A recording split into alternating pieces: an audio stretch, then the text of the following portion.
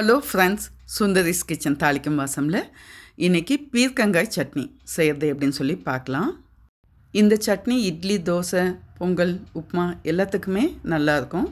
இந்த பீர்க்கங்காய் தோலை கூட வீணாக்காமல் இதே மாதிரி கொஞ்சம் உளுத்தம்பருப்பு, கடலைப்பருப்பு சேர்த்து வச்சு துவையில் அரைச்சி சாதத்தில் போட்டு சாப்பிட்றதும் வழக்கத்தில் உண்டு. ரொம்ப முத்தின காயாக இல்லாமல் கொஞ்சம் இலசா எடுத்து இதை மாதிரி தோலை சேர்த்து தனியாக வச்சுட்டு சின்ன சின்ன துண்டுங்களாக நறுக்கி எடுத்து வச்சுருக்கேன்.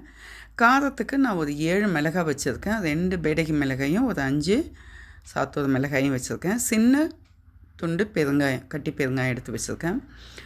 ஒரு சின்ன நெல்லிக்காய் அளவுக்கு புளியும், தேவையான அளவு உப்பு, ஒரு 2 டேபிள் ஸ்பூன் அளவுக்கு உளுத்தம்பருப்பு.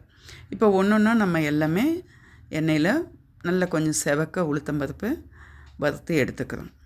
மிளகாய், பருப்பு எல்லாம் தனியாக வறுத்து எடுத்து வச்சுட்டு அதே வானலில் பீர்க்கங்காயை கொட்டி நல்லா வதக்கி எடுத்துக்கிறேன்.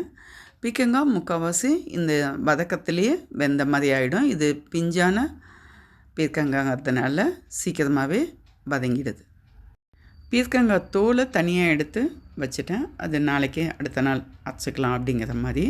அது இதே மாதிரி தான் கொஞ்சம் வதக்கிறது அதிக டைம் எடுக்கும். தோல் கொஞ்சம் அழுத்தமாக இருக்கிறதுனால அது கொஞ்சம் குறப்பாக தான் நம்ம துவையில் அரைப்போம். இப்போ பார்த்திங்கன்னா பீர்க்கங்காய் நல்லா வதங்கி வெந்துடுச்சு. பீர்க்கங்காய் சூடு கொஞ்சம் ஆறுற அளவுக்கு விட்டுட்டு அதுக்கப்புறம் இதை மாதிரி தனித்தனியாக தான் போட்டு அரைக்கணும். முதல்ல மிளகாய், பெருங்காயம், புளி, உப்பு இதை போட்டு ஓரளவுக்கு நல்லா பொடிச்சிட்டு அதுக்கப்புறம் இதுலேயே இப்போ பீர்க்கங்காயும் சேர்த்துட்றேன்.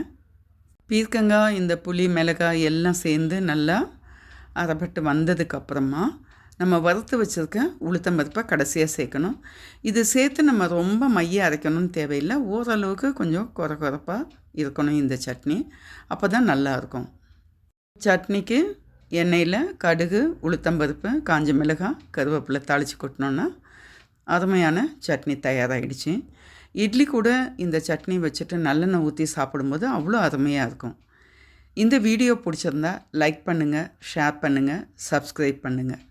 நன்றி, வணக்கம்.